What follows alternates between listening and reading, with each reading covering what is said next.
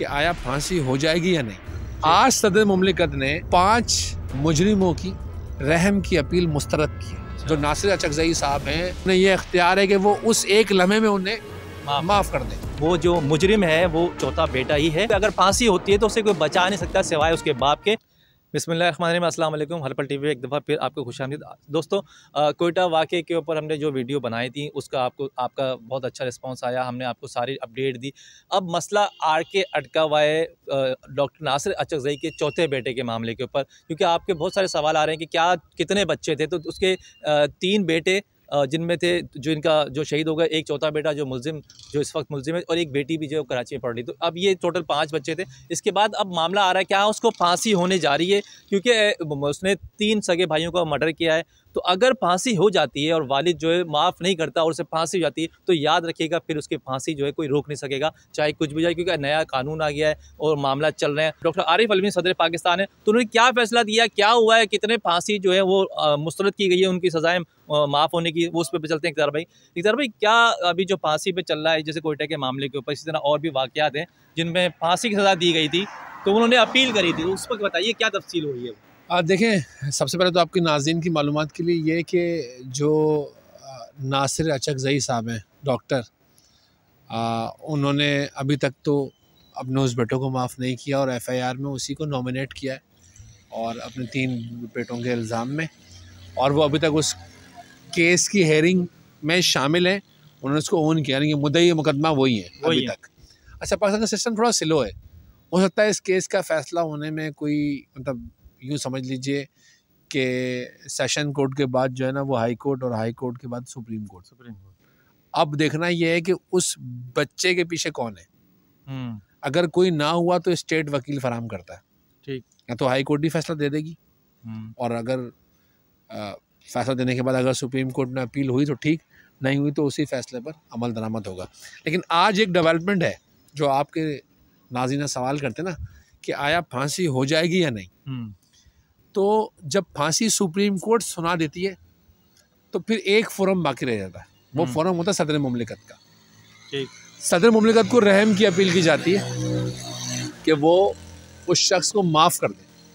आज सदर मुमलिकत ने 5 अक्टूबर को 5 मुजरिमों की रहम की अपील मुस्तरद की है। मैं ये देख के पढ़ लेता हूँ क्योंकि इसमें नाम गलत नहीं होना चाहिए। जो पहला मुजरिम है उसका नाम है मोहम्मद शुबान वल्द मोहम्मद अनवर। इसकी अपील मुस्तरद की है। इसने एक 3 साला बच्ची के साथ ज़्यादती की थी और फिर उसका कत्ल कर दिया था। ये DNA टेस्ट के बाद पकड़ा गया, इसे सुप्रीम कोर्ट ने सज़ाए मौत दी। अब आप देखें हिम्मत कि वो रहम की अपील भी कर रहा था कि उसे माफ़ कर दिया जाए। इतना कुछ करके भी, इतना कुछ करने के बाद, इतना मतलब जुल्म करने के बाद। दूसरा बंदा जिसका नाम है मोहम्मद इमरान वल्द फ़कीर मोहम्मद। मोहम्मद इमरान ने जब घरेलू झगड़ा हुआ उसका, तो न सिर्फ अपनी बीवी को मार दिया बल्कि साथ साथ 2 बेटियों को भी मार दिया। सही है। अब वो भी चाहते थे कि उनके साथ रहम किया जाए, तो सदर मुमलिकत ने एक बहुत ही ब्रिलियंट इक़दाम करा कि उनकी जो रहम की अपील है वो मुस्तरद कर दी है। तीसरा बंदा, उसका नाम है मोहम्मद अफजल वल्द मोहम्मद असगर। अब लोग 3 को नहीं मान रहे, मैं क्या बताऊं। अफजल ने अपने माँ बाप प्लस 6 बहन भाइयों को जहर आलूद चीज़ दे के बेहोश किया, और बेहोश करने के बाद उन सब के गले काट दिए। 8 बंदों का ये मर्डर है, सगे खूनी रिश्ते, एक बंदा भी बाहर का नहीं था। 8 घर वाले कत्ल किए थे, ये भी रहम का तलबगार था। इसकी अपील जो ना सदर मुमलिकत ने मुस्तरद की है। अगला मुलजिम था मोहम्मद अकबर वल्द मोहम्मद असगर। अकबर और असगर ने सिर्फ मामूली झगड़े पे, कुछ चंद 100 के तनाज़े पर, इन 2 बंदों ने 2 बंदों का कत्ल कर दिया।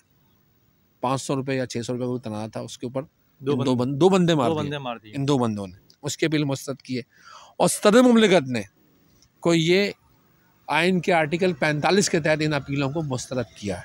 अब आपका सवाल हो कि भाई अब भी क्या कोई राय है, तो मैं अपने नाज़रीन, आपके नाज़रीन की मालूमात के लिए बताऊं कि जब फांसी घाट पर ले जा रहे होते हैं, मिसाल मुलजिम कैसे है? पहले तो ये है कि पहले तो उसे आम मुजरिमों से अलग कर देते हैं। काल कोठरी का नाम आपने सुना था। उस काल कोठरी में उसको, या डेथ सेल जो है उसमें उसको बंद कर देते हैं। डेथ सेल में बंद होने के बाद उससे, अगर वो मुसलमान है तो मुसलमान, हिंदू है तो हिंदू, क्रिश्चियन तो क्रिश्चियन, उसको सारी मुकम्मल मजहबी चीज़ें फराहम की जाती हैं मुकम्मल तौर पर, और उससे उसकी आखिरी ख्वाहिश पूछी जाती है।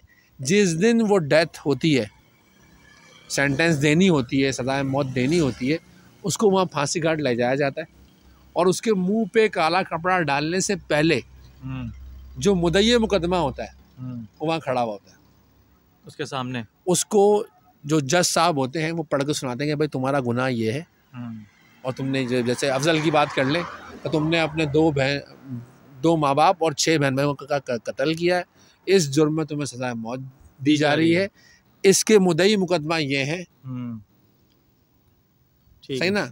अब सिर्फ इन्हें इख्तियार है कि ये तुम्हें माफ़ कर दें, जो मुद्दई मुकदमा है, जो मुद्दई मुकदमा है, यानी कि अच्छा। जो नासिर अचकज़ई साहब हैं वो आखिर लम्हे में अपने बेटे के सामने खड़े होंगे, ठीक है, उन्हें ये इख्तियार है कि वो उस एक लम्हे में उन्हें माफ़ कर दें। अगर उन्होंने एक दफ़ा कह दिया नहीं तो उसके मुंह पे काला कपड़ा डाला जाएगा और उसे फांसी घाट पे ये मामला जो है, जो आप बता रहे हैं कि जो कैस मुलजिम है, जो 3 भाइयों का कातिल जी, उसको सारी अदालतों से सजा होने के बाद, जब वो फांसी घाट मुस्तरद होने के बाद, सदर ममलिकत की अपील मुस्तरद होने के बाद, फिर वो फांसी घाट पे खड़ा हुआ है जी। अब उसको अगर कोई बचा सकता है तो मुद्दई मुकदमा बचा सकता है, जो कि उसका बाप है। पाकिस्तान की 70 साल तारीख में शायद 2 से 3 बार ऐसा हुआ है, शायद 2 से 3 बार ऐसा हुआ है, अच्छा, कि माफ कर दिया गया, वरना कभी ऐसा नहीं हुआ। तो इतने संगीन जराइम के मुर्तकिब जो लोग हैं वो रहम तलबगार होते हैं, उन्हें माफ नहीं करना चाहिए। देखो प्रॉब्लम सारा ये ना कि यार मेरी बात सुनो ना, जिसका सब कुछ उजाड़ना था वो तो उजड़ गया। मैं बात है ना, आप देखो ना, तो लोग 3 भाइयों का नहीं मान रहे। मैं बोल रहा हूँ अफजल की हिस्ट्री पढ़ो, ये गुजरात या गुजरांवाला का वाक़या है, पढ़ो जाके। उसने क्या किया, उसने भी जायदाद के लिए छुपकली मार जो है वो शरबत या दूध डाला, उसमें जब चाय बन रही थी उसमें छुपकली डाल दी, वो सब पी के बेहोश या अधमरे हो गए। और उसमें उस मरने में 5 साल की बच्ची से लेके और 60 साल तक का बूढ़ा शामिल था। उस सब का मर्डर किया, सगे ने, सबके गले काटा। सगे भाई ने सबको मार दिया जायदाद के लिए। 5 साल की बच्ची को भी नहीं, 5 साल की बहन से लेके अपने बाप 60 साल तक के बंदे को सबके गले काटे, मारा नहीं, गले काटा, ज़िबा किया।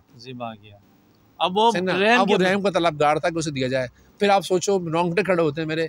3 साल की बच्ची कितनी होती है, बहुत छोटी सी होती है। 3 साल की बच्ची से एक 40 साल का मर्द ज्यादती करे, कैन यू इमेजिन? अल्लाह अकबर, सही है ना, मतलब रोंगटे खड़े हो जाते हैं। वो चाहता है कि उस पर रहम किया जाए, उस पर रहम नहीं हो सकता। इस तरह 400-500 को तनाज़ा था, आप नहीं देते, आपने उन दोनों बंदों को बुला के दोनों ने मार दिया।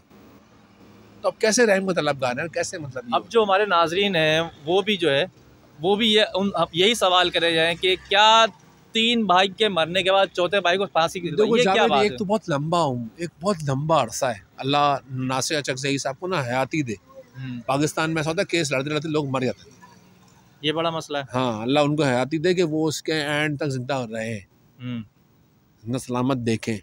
ऐसा ना हो कि मतलब जिंदगी मौत अल्लाह के हाथ में, मेरे मुंह में खाक। सही है ना हो।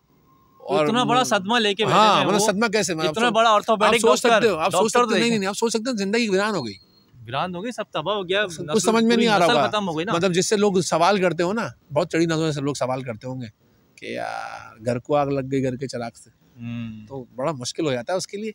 लेकिन ये कि ये हकीकत तस्लीम करने वाली है। तो शायद कोयटा में ऐसा पहली बार हुआ होगा, 3 भाई मारे, लेकिन पाकिस्तान में ऐसा होता रहता है। हाँ, पंजाब ऐसा हुआ है, पाकिस्तान में, सिंध में, पाकिस्तान में ऐसा हुआ है।